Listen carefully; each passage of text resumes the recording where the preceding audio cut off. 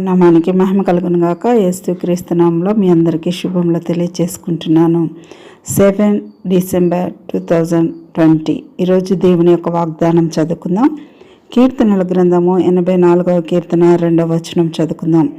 యెహోవా మందిరావరణములను చూడవలనని నా ప్రాణము ఎంతో ఆశపడుచున్నది, అది సొమ్మసిల్లుచున్నది.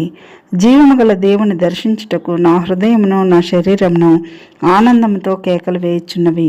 దేవునికి మహిమ కలుగును గాక. ఈరోజు దేవుని యొక్క వాగ్దానం చదువుకున్నాం కదా. మరి ఆ వాగ్దానంలో దావీదు మహారాజు ఎంతో చక్కగా ఈ యొక్క కీర్తనలు వ్రాసినట్లుగా మనందరికీ తెలుసు. అయితే ఈ కీర్తనలో దావీదు యొక్క ప్రాణము ఎంతో ఆశపడుచున్నది.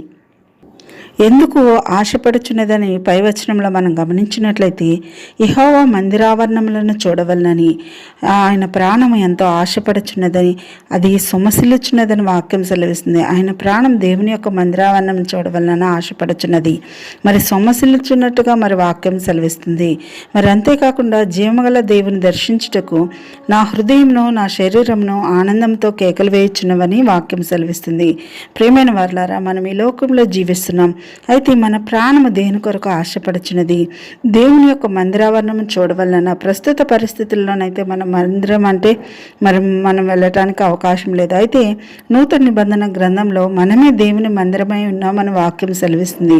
అయితే మన యొక్క దేహం అనే మందిరంలో దేవుని వాక్యాన్ని నింపుకొని దేవుని చిత్తానుసారంగా జీవించి దేవునితో గడిపినట్లయితే మన ప్రాణము దేవునితో ఎంతో సంతోషపడే రీతిలో ఉంటుంది. అయితే ఆ విధంగా మన ప్రాణము దేవుని సన్నిధానమును కోరుకోవాలని ఆశపడాలి. మనము ప్రతి ఒక్కరము ఆ విధంగా ఆశపడాలి. అంతేకాకుండా మన ప్రాణము దేవునితో సహవాసం చేయాలని సొమసిల్లే రీతిలో మనం ఉండాలి. ఆ విధంగా మన ప్రాణంతో మనము దేవుని యొక్క వాక్యమును నింపుకుంటూ మన ప్రాణాన్ని బలపరుచుకోవాలి. అంతేకాకుండా జీవగల దేవుని దర్శించుటకు మన హృదయము మన శరీరమును ఆనందంతో కేకలు వేసే స్థితిలో మనం కూడా దావీదు వలె జీవము కలిగినటువంటి దేవుని దర్శించుటకు మనం ఆ విధంగా మన యొక్క శరీరాన్ని మన హృదయాన్ని బలపరుచుకోవాలి వాక్యంతో. ఆ విధంగా బలపరుచుకున్నట్లయితే మన ప్రాణానికి మన హృదయానికి మన శరీరానికి మొత్తానికి జీవము కలుగుతుంది. ఎందుకు జీవము కలుగుతుందంటే మన దేవుడు జీవము గల దేవుడు. మన జీవము గల దేవుడు మనకు సమస్తము అనుగ్రహిస్తాడు. మనం ఈ లోకంలో జీవిస్తున్నప్పుడు మనకు తల్లిదండ్రులు ఉంటారు. అయితే వాళ్ళు సంపాదించినంతా మనకు చెందుతుంది వారసులుగా ఉన్నటువంటి బిడ్డలకు. అయితే మన తండ్రి అయినటువంటి సృష్టికర్త దేవుడు మనల్ని సృష్టించాడు, ఈ లోకంలోనికి పంపించాడు. అయితే ఆయనకున్న సమస్తము మనకు అనుగ్రహించాడు. ఆయన యొక్క ప్రాణాన్నే మన కొరకు దారబోసినటువంటి దేవుడుగా ఉన్నాడు మన సృష్టికర్త. మనం ఆయనతో నిత్యరాజ్యంలో ప్రవేశించడానికి మనం ఆయనతో సహవాసం చేయాలని ఆశపడుచున్నాడు.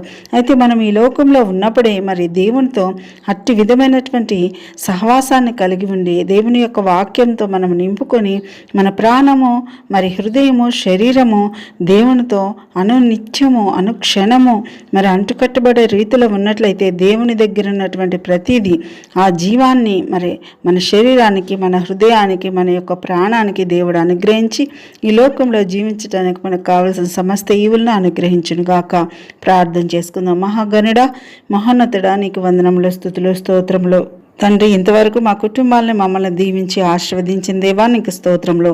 మా దేహము నీ ఆలయము గనుక ప్రభా, మా యొక్క ఆలయాన్ని ప్రభా, మా యొక్క ప్రాణాన్ని మా హృదయాన్ని మా శరీరము సమస్తాన్ని ప్రభా నీ యొక్క వాక్యంతో జీవగల వాక్యంతో నింపుకొని ప్రభా నానా నీతో సహవాసం అనునిత్యం చేసేవారుగా మమ్మల్ని దీవించి ఆశీర్వదించి మా కుటుంబాలను దీవించమని నీ రెక్కల నీళ్ళలో భద్రపరిచి దినమంతా కాచి కాపాడండి. గడిచిన దినం కాచి కాపాడినందుకు నీకు స్తోత్రములు వందనాలు ప్రభా.